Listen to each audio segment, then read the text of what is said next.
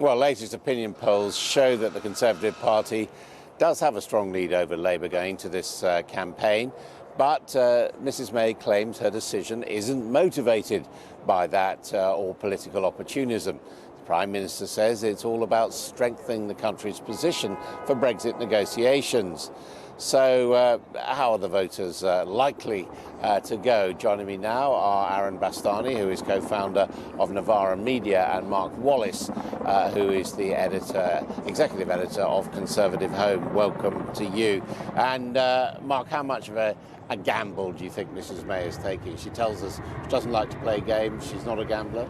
Well, it's definitely the case that she could have sat on her hands and held out until 2020. So she's choosing to go early. You never quite know exactly what voters are going to say, as Hillary Clinton and David Cameron could attest. But of course, she knows in the back of her mind two things. The polls are very, very strong for her, and the fundamentals are very, very strong. The Labour Party is big in members, but is disastrously led, has serious internal discipline problems, and a leader with fundamentally unpopular ideas. What's the precedent on this? Starting from this position in the polls, has our Prime Minister ever gone on to get egg on their face and lose? Well, not in my lifetime, sure. There are a few examples elsewhere. We've got Justin Trudeau in recent history. The Liberals weren't doing particularly well. There was a grassroots movement behind him against a very unpopular Conservative. They came from nowhere to win. More recently, Jean-Luc Mélenchon, polling just 10% in France a few weeks ago, now on 20%. Looks very likely to make that runoff. And if he does, he could well be the next president of the French Republic.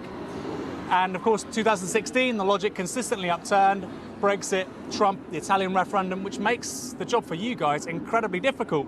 Because yes, of course, Theresa May's polling is outstanding, but if you start calling a May win, this could be another case of the media getting it very, very wrong. Not impossible. What, just explain that a bit more. In terms of how we could make a mistake calling it for a May win. Well, there's so many variables here. You've got 5 political parties. I don't think Labour are looking at opportunities, but I think the Greens are looking at opportunities. Plaid, the SNP, the Lib Dems, the Tories. That's not typical of British politics. We haven't historically had a multi-party system. We've got so many parties at play. We've got a new cleavage, which is Brexit.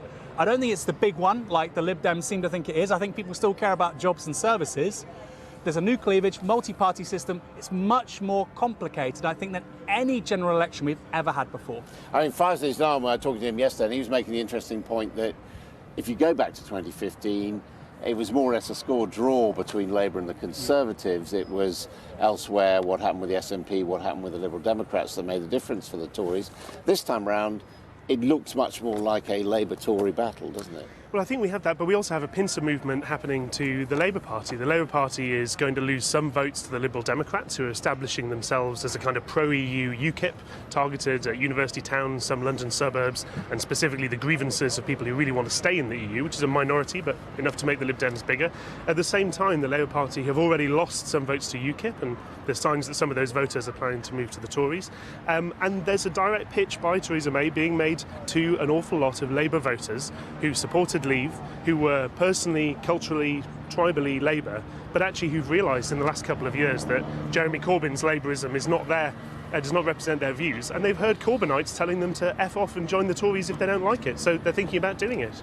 Are you seeing that there's much more of a red-blue fight than perhaps in 2015? I think the two big parties will get a larger percentage of the overall vote, but I do think, because we've got first past the post, because this multi-party system, look at the Liberal Democrats, I think you're quite right. They'll do pretty well, I think, in metropolitan areas.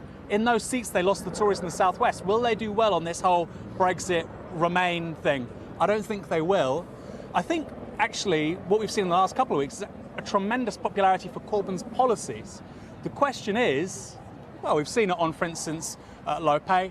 We saw it with free school meals. Well, spending money on giving richer families free school meals is something. Well, we can argue about the merits of universal, universal welfare, but it's probably haven't got time. But they are very popular policies. But the issue, they may be popular, but the issue is whether they're going to dominate or be salient in the election. That's the big question. And Mrs May has pitched this being about her position on Brexit, and as I understand it, extraordinarily, the voters are agreeing with her at the moment. They're saying the number one issue for them too is the EU and Brexit.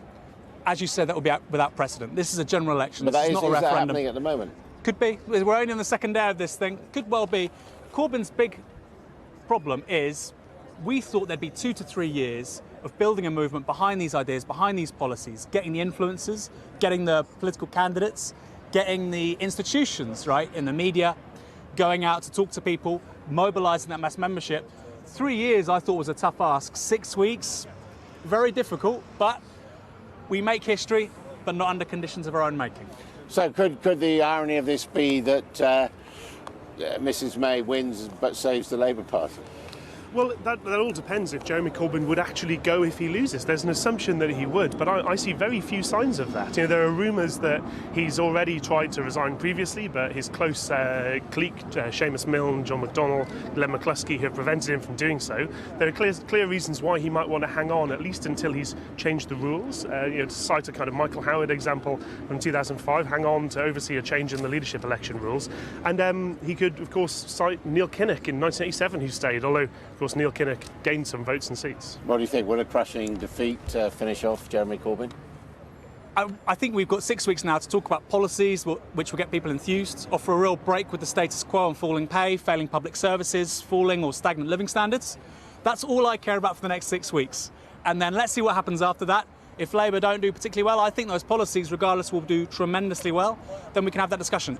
I don't want him to leave. Like most members, I want Jeremy Corbyn to lead the Labour Party, both during this general election and afterwards. But hang on, if those policies and this leadership lead the party to crushing defeat, surely it is time for a rethink. It's going to depend on the outcome, of course. He's going to end up propped up on his bicycle like El Cid of the Labour Party by his enthusiasts who will keep him going forever, regardless of how badly he does. He's like somebody who voters, understandably, I think, are suspicious of his past associations with terrorists. I think the great British public loves to give everybody a shot. Give the guy a shot. Let's talk about this in 6 weeks' time.